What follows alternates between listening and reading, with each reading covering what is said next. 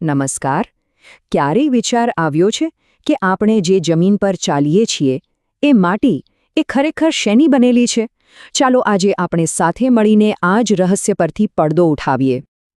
હવે જુઓ, હાથમાં એક મુઠ્ઠી માટી લઈએ તો એમાં શું દેખાય? એમ તો ખાલી માટી જ લાગે, ખરું ને? પણ શું એ એટલું જ છે? ના, એનાથી ઘણો વધારે છે.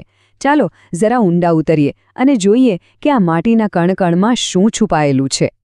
જુઓ, માટી એટલે કોઈ એક વસ્તુ નથી. એ મુખ્યત્વે 3 અલગ અલગ કણોનું મિશ્રણ છે. અને આ ત્રણેય વચ્ચેનો મુખ્ય તફાવત છે એમના કદનો. સૌથી પહેલા આવે રેતી, જેના કણ સૌથી મોટા હોય છે. પછી આવે કાંપ, જે મધ્યમ કદનો હોય છે. અને છેલ્લે આવે માટી, જેના કણ તો એટલા બારીક, એટલા નાના હોય છે કે ભાગ્યે જ દેખાય. હવે આ કામ માટે કોઈ મોટા રોકેટ સાયન્સની જરૂર નથી હો. બસ થોડીક સાદી વસ્તુઓ જોઈશે. લગભગ 200 ગ્રામ જેટલી સૂકી માટી, એક વજન કાંટો અને હા, સૌથી અગત્યની વસ્તુ, અલગ અલગ માપની જાળીવાળી ચારણીઓનો એક સેટ. બસ આટલું જ. તો ચાલો શરૂ કરીએ આપણો પ્રયોગ. અને હવે શરૂ થાય છે અસલી મજા. પ્રોસેસ એકદમ સિમ્પલ છે. સૌથી પહેલાં તો માટીના નમૂનાનું વજન કરી લો. પછી એને ચારણીના સેટમાં સૌથી ઉપર નાખી દો. અને બસ પછી ઢાંકણ બંધ કરીને એને બરાબર હલાવો. જેમ જેમ આપણે હલાવીશું તેમ તેમ માટીના નાના મોટા કણો પોતાની સાઇઝ પ્રમાણે અલગ અલગ ચારણીમાં છૂટા પડતા જશે. જાદુ જેવું લાગે ને? તો એકવાર બધા ઘટકો અલગ થઈ જાય પછી શું? પછી આવે છે વજન કરવાનો વારો. સૌથી ઉપરની ચારણીમાંથી રેતી, વચ્ચેથી કાંપ અને છેક નીચેથી જે બારીક માટી મળી એ ત્રણેયને આપણે કાળજીપૂર્વક વજન કરીશું. આનાથી જ તો ખબર પડશે કે આપણી મૂળ માટીમાં કોનું કેટલું પ્રમાણ હતું. સારું, તો આપણા માપ પ્રમાણે શું પરિણામ આવ્યું? જુઓ, આપણે શરૂઆત કરી હતી 200 ગ્રામ માટીથી.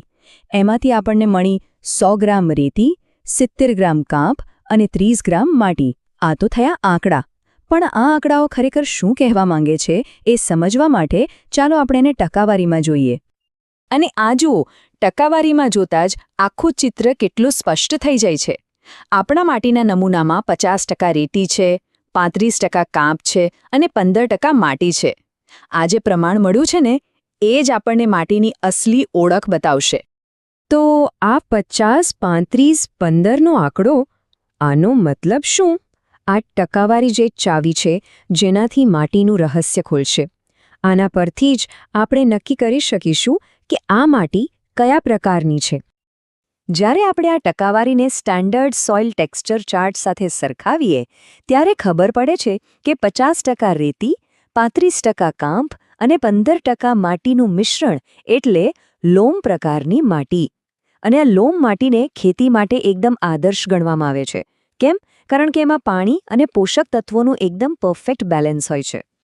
તો આખા પ્રયોગનો સાર શું નીકળ્યો?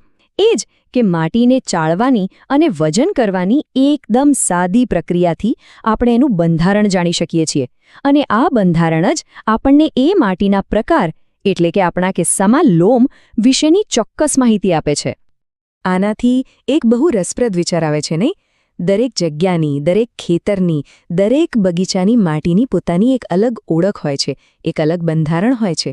ક્યારેક વિચારજો, આપણી આસપાસની જમીનની નીચે આવા કયા રહસ્યો દટાયેલા હશે?